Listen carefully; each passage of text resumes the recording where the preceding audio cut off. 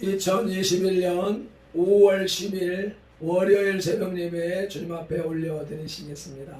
함께 기도하시겠습니다. 할렐루야. 감사와 찬양과 영광과 존귀와 높임을 받으시기에 합당하신 우리 아버지 하나님, 은혜와 사랑에 감사를 드립니다.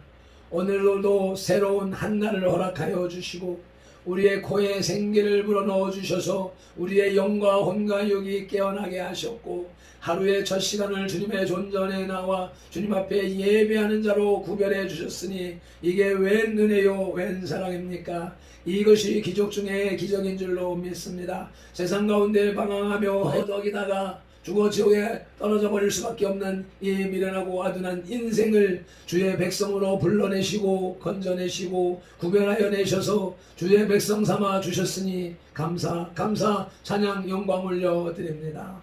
오늘도 하루가 시작되는 새로운 한날, 주님만을 예배하고 주님만을 경배하며 주님의 나라와 의를 이루어가는, 주님이 부르시고 주님이 주신 사명을 온전히 감당하는 주의 참된 종이 되게 하시고 백성이 되게 하시고 자녀가 되게 하여 주시옵소서. 우리의 힘으로 우리의 능력으로 아무것도 할 수 없사오니 성령 하나님, 우리의 영과 혼과 육 속에 강림하셔서 우리를 인도하여 주시옵소서. 이 성소에 좌정하시어서 우리의 예배를 흠양하여 주시옵소서. 감사합니다. 예배의 시종, 하루 일과의 시종을 성령 하나님께 맡기오며 우리의 구주 예수 그리스도 이름으로 기도드리옵나이다. 아멘. 사도신경으로 함께 신앙 고백 드리겠습니다. 전능하사 천지를 만드신 하나님 아버지를 내가 믿사오며 그 외아들 우리 주 예수 그리스도를 믿사오니 이는 성령으로 잉태하사 동정녀 마리아에게 나시고 본디오 빌라도에게 고난을 받으사 십자가에 못 박혀 죽으시고 장사한 지 사흘 만에 죽은 자 가운데서 다시 살아나시며 하늘에 오르사 전능하신 하나님 우편에 앉아 계시다가 저리로서 산자와 죽은 자를 심판하러 오시리라. 성령을 믿사오며 거룩한 공회와 성도가 서로 교통하는 것과 죄를 사하여 주시는 것과 몸이 다시 사는 것과 영원히 사는 것을 믿사옵나이다. 아멘. 찬송 올려드리시겠습니다.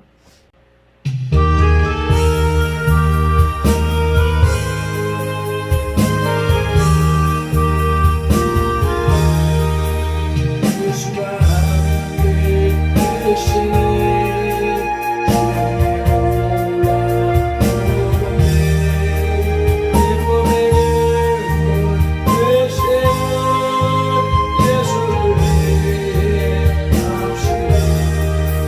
la la la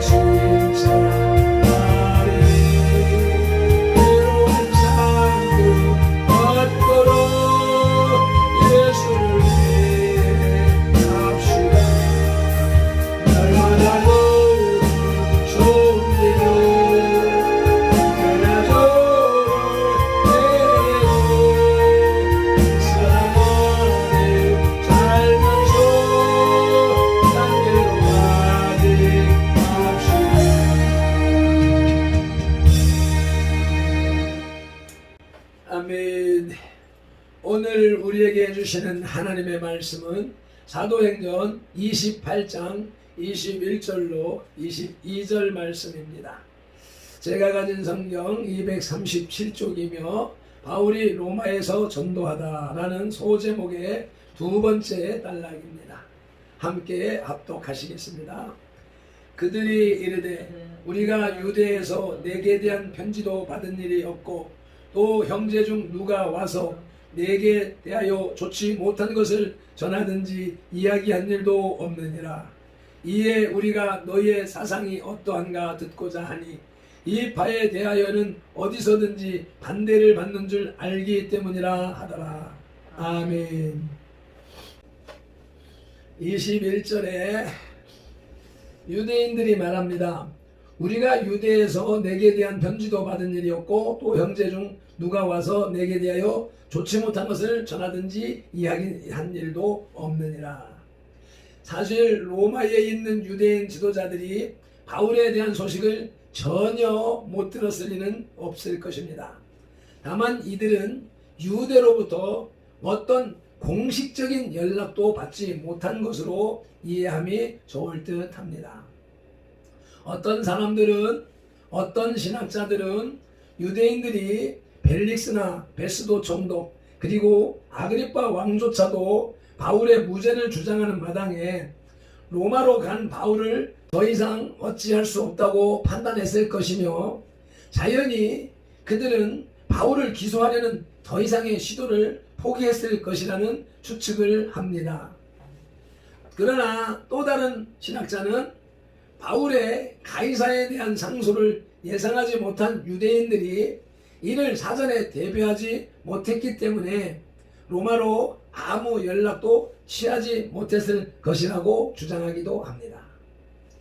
또 어떤 이들은 바울이 그 해에 로마로 가는 마지막 배를 탔기 때문에 다음해 봄까지는 로마로 아무 연락도 취할 수 없었을 것이라는 주장을 하는 이도 있습니다. 아무튼 유대인들의 기소 포기 여부는 잘 알 수 없으나 로마와의 어떤 공식적인 연락이 없었던 것은 사실인 듯 합니다. 아멘. 22절에 이파에 대하여 라는 구절 속에서 이파라는 원어는 사도행전 24장 5절에서는 이단이라는 뜻으로 사용되고 있습니다. 본문에서는 이런 뜻은 아니라 할지라도 분명히 새로운 종교에 대한 좋지 못한 어조로 이야기한 것입니다. 아멘. 이러한 성경을 바탕으로 로마 선교에 대한 유대인들의 첫 반응이라는 제목의 하나님의 말씀을 들으시겠습니다. 드디어 바울의 로마 선교가 시작되었습니다. 로마는 세계의 중심지였습니다. 바울이 로마에 들어왔다는 것은 복음의 강력한 활동이 시작되었다는 것을 의미합니다. 15절에 의하면 바울이 오기 이전에도 로마에는 그리스도인들이 있었습니다. 그러나 그들은 그들을 지도할 만한 중심적인 인물이 없었습니다. 그러므로 조직적인 선교 활동도 할 수 없었습니다. 바울이 로마에 온다는 소식은 이미 로마 성도들을 고무시켜 로마로부터 73km나 떨어져 있던 아피아 가도까지 나와 영접했던 것입니다. 로마를 복음화한다는 것은 세계를 복음화한다는 의미를 가지고 있습니다. 이것은 로마가 지배하는 세계는 그대로 서구 문명 세계로 이어지고 그것을 통해 곧 서양 문명이 발달했고 그 서양 문명은 오늘날 전 세계를 지배하고 있습니다. 기독교가 세계적인 종교로 확산된 역사적 사실에서 분명히 알 수 있습니다. 아멘. 바울의 로마 입성은 이 위대한 구속사역의 시작이었습니다. 본문은 로마에 있는 유대인 지도자들을 바울이 초청하여 만났을 때에 나타난 유대인들의 반응이 기록되어 있습니다. 부정적인 결과이기는 하지만 선교의 가능성을 배제한 것은 아니었습니다. 로마 선교에 대한 유대인들의 첫 반응이라는 제목으로 말씀을 상고할 때 첫째로 로마에 있는 유대인 공동체를 살펴보아야 되겠습니다. 먼저 로마의 유대인들입니다. 유대인들이 로마에 와서 살게 된 것은 마카비 시대 BC 167년에서 142년경부터라고 요세푸스 유대 역사학자 요세푸스는 말하고 있습니다. 그리고 또 역사가 필로에 의하면 AD 66년에서 73년에 있었던 첫 번째 유대 전쟁 이전에 로마에 살고 있던 유대인들은 많지 않았다고 합니다. 유대를 정복한 폼페이우스, 카시우스, 안토니우스가 전쟁 중에 포로로 잡아온 많은 유대인들이 있었는데 그들의 대부분은 노예로 팔렸다고 합니다. 그러나 유대인 노예들은 대개가 주인의 생활 양식에 동화되려 하지 않았기 때문에 쓸모가 없게 되어 자유인으로 방면하거나 돈을 받고 자유인이 되게 하거나 했는데 이들이 로마에 있는 유대인 공동체의 뿌리가 된 것이라고 합니다. 로마 황제는 이 유대인들을 혐오했으며 티베르강, 우리 서울의 한강이나 부산의 낙동강처럼 로마의 중심을 흐르는 강이 티베르강인데 그 강 건너편에 14구역을 유대인들이 사는 구역으로 정해주어서 그들의 공동체를 인정했습니다. 유대인들이 모여 사는 곳에서는 반드시 회당이 있게 마련이고 회당장들은 유대인 공동체의 지도적 인물들이었습니다. 17절에 언급된 바울이 초청한 유대인 중에 높은 사람들은 바로 이 회당장들이었다고 생각됩니다. 로마에 있는 유대인 공동체를 살펴볼 때 둘째로는 로마에서의 유대인들의 생활상입니다. 필로에 의하면 당시 로마에 살고 있던 유대인들은 다양한 직업을 가지고 살고 있었다고 합니다. 상인, 은행가, 관리인, 군인, 학자, 시인, 비평가, 심지어 배우와 가수까지도 있었다고 합니다. 이들 유대인들은 그들이 복음을 믿었건 안 믿었건 간에 복음의 전초 기지가 되었던 것만은 틀림이 없었습니다. 로마는 유대를 정복하고 유대인들을 포로로 잡아갔으나 하나님은 그들 포로들을 통하여 로마를 복음으로 정복하는 일을 하셨습니다. 저는 이 말씀의 대목에서 또한 큰 은혜를 받았습니다. 이스라엘의 입장에서는 나라가 망한 것이고 포로로 잡혀간 당사자들에게는 엄청난 고통스러운 일이었었지만 이것이 하나님의 복음을 증거하기 위하여서 하나님이 미리 터를 닦으시고 섭리하신 일이라고 생각할 때에 우리가 오늘날에 당하고 있는 그 어떤 어려움이 있다면 그건 역시 먼 미래에 하나님의 뜻을 이루기 위한 턱걸이라고 할 때 우리는 그 어려움과 환난 고난을 능히 마땅히 기쁨으로 감당해야 되는 것이 아닌가 하는 은혜를 받습니다. 여러분도 이런 은혜를 함께 누리시기를 축복합니다. 로마 선교에 대한 유대인들의 첫 반응, 둘째 대지로는 먼저 유대인 지도자를 만나는 바울입니다. 그 첫째 소지로 바울의 기본 설교 방침입니다. 21절 전반절에는 그들이 이르되 우리가 유대에서 내게 대한 편지도 받은 일이 없다고 하는데 여기서 그들은 유대인 중에 높은 사람들입니다. 로마에 도착하자마자 바울이 유대인 지도자들을 초청하는 것은 그의 기본 선교 방침에서 나온 것입니다. 그는 언제나 먼저 유대인, 그 다음에 이방인이란 선교 방침을 가지고 있었습니다. 하나님의 언약을 받은 유대인들에 대한 희망과 동족에 대한 사랑을 버릴 수가 없었던 것입니다. 아멘. 유대인 지도자를 먼저 만나는 바울, 두 번째 소지는 유대인 지도자들과의 이해 증진을 모색합니다. 바울이 이들 유대인 지도자들을 초청하여 만난 것은 로마 선교에 있어서 유대인 선교 가능성, 집회 장소 사용의 가능성 등을 타진하기 위한 것으로 생각됩니다. 그러기 위해서는 그가 로마에 오게 된 동기와 경위를 설명하고 그가 가이사에게 상소한 것은 내 민족을 고발하려는 것이 아니라는 것을 강조함으로써 자기와 유대인과의 상호 이해와 협조를 구한 것이었습니다. 이러한 바울의 이해 증진을 위한 노력에 대하여 유대인들은 냉담한 반응을 보였습니다. 그러나 아주 절망적인 것은 아니었습니다.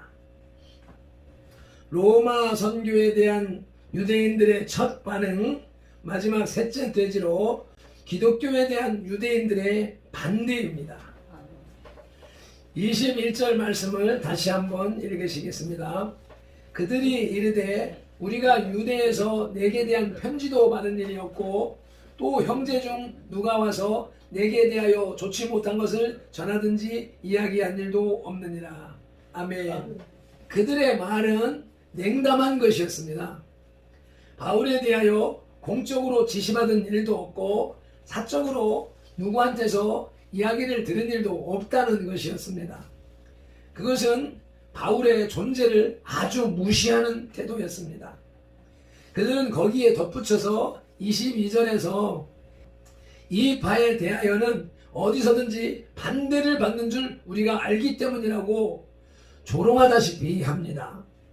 그들은 유대교적 독선과 아집 때문에 하나님의 구속사역이 유대교를 떠나 이미 기독교로 옮겨진 것을 알지 못하고 있었습니다. 그들은 26절에서 일렀으되 듣기는 들어도 도무지 깨닫지 못하며 보기는 보아도 도무지 알지 못하는 그런 자들이었습니다. 이사야 6장 9절로 10절 말씀을 읽으시면서 말씀을 맺겠습니다. 여호와께서 이르시되 가서 이 백성에게 이르기를 너희가 듣기는 들어도 깨닫지 못할 것이요 보기는 보아도 알지 못하리라 하여 이 백성의 마음을 둔하게 하며 그들의 귀가 막히고 그들의 눈이 감기게 하라. 염려하건대 그들이 눈으로 보고 귀로 듣고 마음으로 깨달아 다시 돌아와 고침을 받을까 하노라 하기로. 아멘. 주님이 구원하시기로 작정하신 백성은 주님이 직접 찾아오셔서 낮은 곳, 비참한 곳, 고통의 자리까지 찾아가셔서 구원하시는 주님이십니다. 그러나 주님의 섭리 속에 들이지 않은 자는 이렇게 눈과 귀를 가려서 복음을 듣지 못하게 하고 치료받지 못하도록 구원받지 못하도록 이끌어 가시는 분이십니다. 그 하나님이 우리의 하나님이십니다. 하나님은 사랑의 하나님인 동시에 공의의 하나님입니다. 하나님의 뜻대로 하나님의 방법대로 하나님을 섬기는 하나님의 백성이 다 되어야 할 것입니다. 본문은 바울과 로마에 있던 유대인 지도자들과의 대화가 계속되고 있습니다. 바울의 초청을 받은 지도자들은 로마에 오게 된 경위를 설명하는 바울을 향해 자신들은 바울의 송사 문제에 관해 어떤 말도 듣지 못했기 때문에 그 사실이 무엇인지 듣고 싶다고 했습니다. 그러나 그것에 대하여서 호응하거나 기대하는 것보다는 궁금증을 해소하려는 듯한 태도를 취하고 있습니다. 우리가 증거하는 복음도 역시 마찬가지로 영혼의 구원을 사모하여서 귀를 기울이는 사람이 있는가 하면 무엇인가 호기심을 충족하고자 하는 것으로 질문하고 다가오는 사람들도 볼 수 있습니다. 어떠한 상황에서든지 복음은 바르게 전파되어야 될 것이고 복음만 바르게 전파된다면 그 복음이 말씀이 역사하실 것이라고 우리는 믿고 오늘도 주님과 함께 성령님과 함께 찬양하고 기도하며 예배하며 시작했으니 이 말씀을 생활에 실천하는 저와 여러분 선돌이 되시기를 예수님의 이름으로 축복합니다. 기도드리시겠습니다. 하나님 아버지, 오늘도 바울과 유대인 지도자들의 대화 속에서 바울의 관심과 유대인 지도자들의 관심이 상반된다는 모습을 느끼게 하셨으니 감사합니다. 우리의 생각과 세상 사람들의 생각이 다릅니다. 성도의 생각과 불신자의 생각이 다르고, 지도자의 생각과 그 종속자의 생각이 다릅니다. 자유민주주의 추종 세력과 인민민주주의 추종 세력의 생각과 뜻과 계획과 삶이 다릅니다. 이런 가운데 그동안에는 다름과 틀림의 차이를 인식하면서 허용해 왔습니다마는, 그로 인하여서 자유민주주의 대한민국이 무너져가고 그로 인하여서 우리의 신앙이 위협을 받고 있기 때문에, 특히 지난 1년 동안 코로나 거짓 통계 정치 방역으로 교회가 문을 닫고 예배가 통제되는 그런 삶을 살면서 이제 종교의 자유가 상실되어지고 이제 말세에 고통하는 때가 시작된 듯한 느낌을 받으며, 우리는 예배를 회복해야 될 것이며 신앙을 바르게 회복해야 될 것이며 말씀이 온전히 선포되어지는, 자유롭게 선포되어지는 세상을 만들어야 되겠기에 주여, 간절함으로 기도하고 기도했으니 행함으로 실천하고자 합니다. 주여, 오늘의 생활도 주님이 뜻하신 대로 따라가는, 온전히 따라가는 발편들과 선돌이 되게 하여 주옵소서. 오직 주님의 뜻만이 선포되어지고 이루어지고 열매 맺는 하루가 되도록 인도하시고 이끌어주시고 지키시고 보호하시고 복주시옵소서. 감사하며 유대인들과의 대화 속에서 바울과 함께하신 예수 그리스도 이름으로 기도드리옵나이다. 아멘. 전송 한번 올려드리시고 기도하시겠습니다.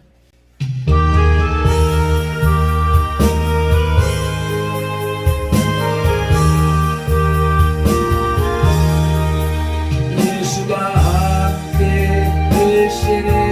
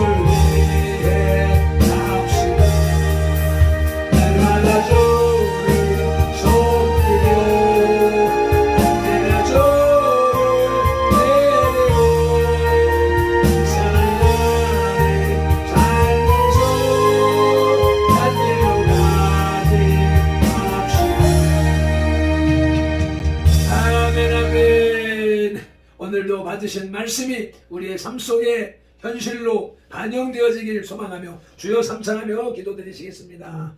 주여